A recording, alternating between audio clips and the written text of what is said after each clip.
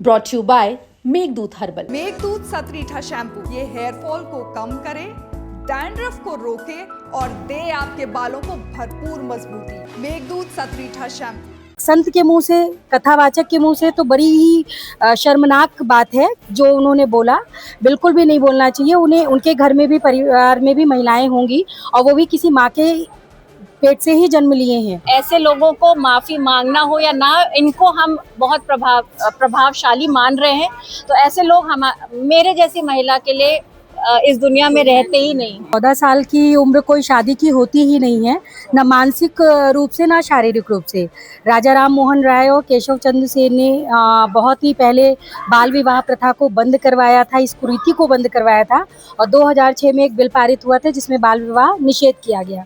और आज के युग में ये चीज़ तो बिल्कुल भी होनी ही नहीं चाहिए और एक संत के मुंह से, कथावाचक के मुंह से तो बड़ी ही शर्मनाक बात है। हाल ही में कथावाचक अनिरुद्धाचार्य ने एक विवादित बयान दिया है। उस विवादित बयान में महिलाओं पर सीधा निशाना साधा है और उस निशाने को लेकर महिलाओं में काफ़ी नाराज़गी है। कहती है ऐसे शब्द एक कथावाचक को इस्तेमाल नहीं करना चाहिए। मैडम, बहुत ही विवादित बयान जी। महिलाएं आखिरकार कितना असंतुष्ट है इनकी बात से? देखिए, आज के समय में महिलाएं पढ़ रही हैं, वे अपने पैरों पे खड़ी हो रही हैं। तो उसके लिए एक सर्टेन एज तक आप पढ़ाई करते हैं, अपने पैरों पे खड़े होते हैं, तो आप उस समय विवाह के बारे में नहीं सोच सकते। अगर आपकी कम एज में शादी हो जाएगी तो आप डिपेंडेंट रहेंगे अपने परिवार वालों पर। तो उसी वजह से पहले महिलाओं पर अत्याचार होता था, परिवार वाले भी उनकी मदद नहीं कर पाते थे और अगर किसी कारणवश उनके परिवार में उनके पति की असामयिक मृत्यु हो जाए तो वो अपने परिवार का पालन पोषण नहीं कर पाती थी। इसीलिए लेट मैरिज तो होना, मैं उस बात को पूरा सपोर्ट करती हूँ। अगर बहुत जल्दी शादी हो जाएगी तो आप पैरों पे कैसे खड़े होंगे? नहीं लगता कि कथावाचक इस तरह का बयान जी बहुत नहीं लगता महिलाओं पे सीधा वार कर रहे हैं वो? जी बिल्कुल। क्या कहेंगे उनके लिए आप? नहीं, उन्हें इस तरह की बात नहीं करनी चाहिए। आज के समय में हर इस सिनेरियो को देखते हुए आपको महिलाओं को प्रमोट करना चाहिए कि वो पढ़े लिखें और अपने पैरों पे खड़े हों और बहुत गलत बयान है जी, क्योंकि अगर एक महिला पढ़ती है तो पूरा परिवार पढ़ता है।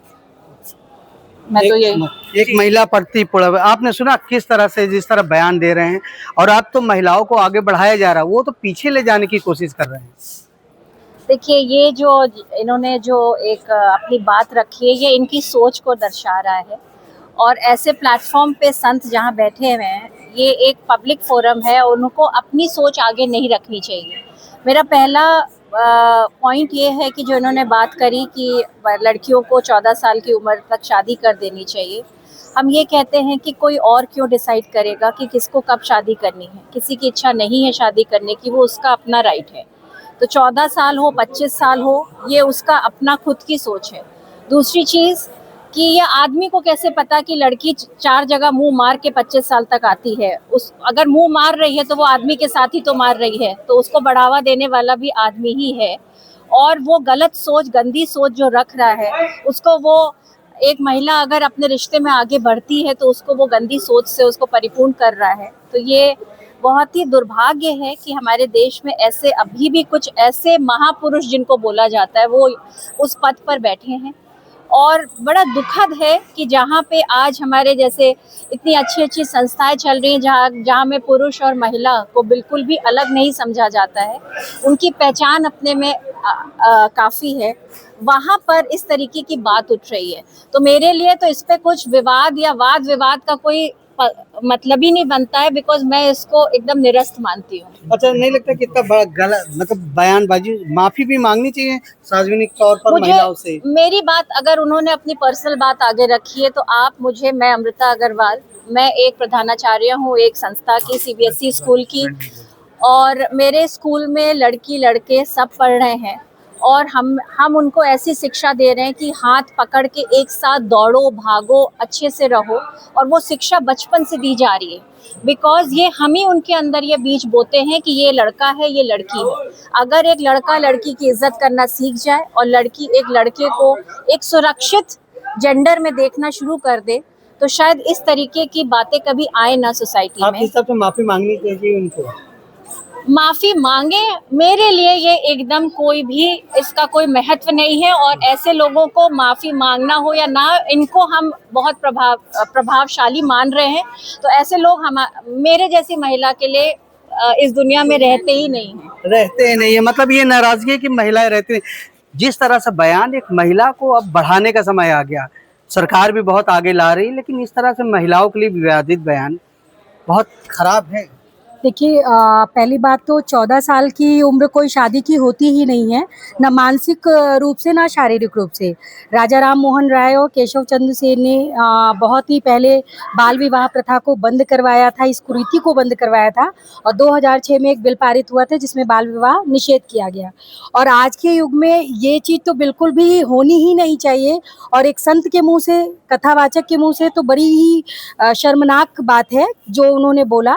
बिल्कुल भी नहीं बोलना चाहिए। उन्हें, उनके घर में भी, परिवार में भी महिलाएं होंगी और वो भी किसी माँ के पेट से ही जन्म लिए हैं।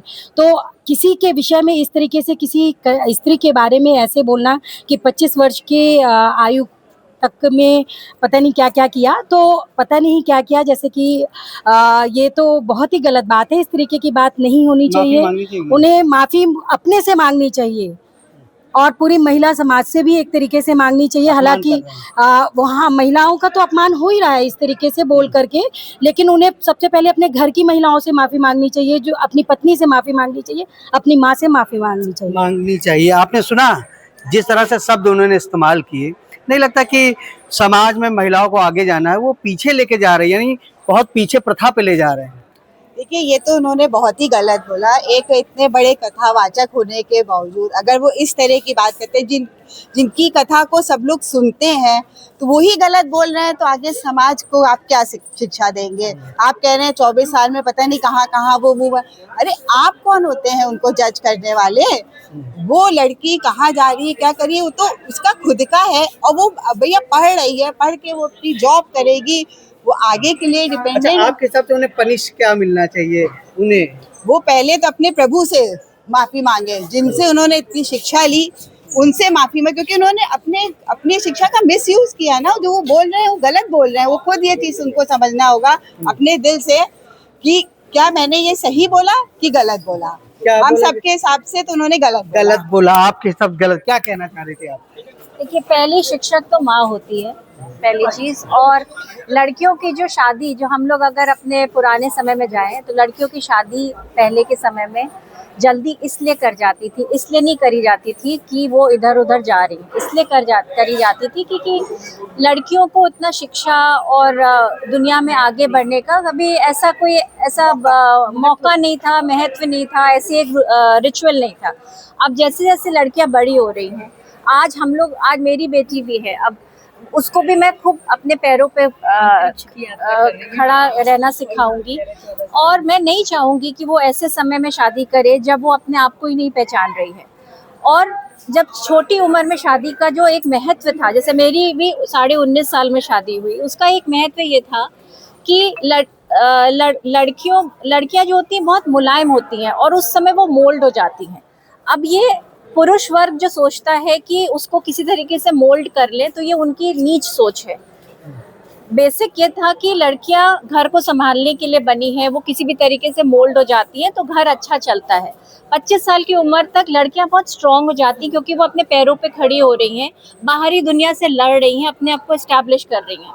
तो इस प्रोग्रेस को कुछ ऐसे व्यक्ति इसको अपने अंदर नहीं ले पा रहे हैं और उसको एक टीआरपी और सोशल मीडिया के तौर पे अपने आप को फेमस करने के लिए ये गलत कर रहे हैं। मतलब गलत कर रहे हैं। आपने देखा सर, इतनी महिलाओं ने अपनी अपनी राय दी एक कथावाचक के लिए। एक पुरुष हैं आप, क्या सोचते हैं इस बारे में? देखिए, हम लोग, हमारा सनातन धर्म जो है, गाँव के माँ में हमेशा देखा है और उसी छवि हम लोगों ने महसूस की है। और एक कथावाचक को भगवान तरह हम लोगों ने पूजा है। एक भगवान हमारे सामने खड़ा होकर हमारी माँ बहनों के खिलाफ ऐसी बातें, अनगलत बातें कर रहे हैं, इन्हें शोभा कतई नहीं दे रहा है। माफी मांगनी चाहिए और उनको पूरे देश से माफ़ी मांगनी चाहिए। ये पूरे हिंदुस्तान क्या पूरे विश्व में इसका गलत संदेश जा रहा है ऐसे कथावाचकों को खिलाफ सरकार भी लगाम लगाए। मैं सरकार से भी चाहूँगा इनके खिलाफ कार्रवाई करे। यानी जिस तरह से कथावाचक ने बातें कही उसको लेकर विरोध है। महिलाएं खासकर नाराज हैं क्योंकि महिलाओं को ये लगता है कि उनके जो सम्मान की बात है इस कथावाचक ने छीना है, महिलाओं के लिए अभद्र टिप्पणी की है, लिहाजा ऐसे शब्दों को लेकर उन्हें सार्वजनिक तौर पर माफी मांगनी चाहिए। आनंद राज, यूपी तक, प्रयागराज।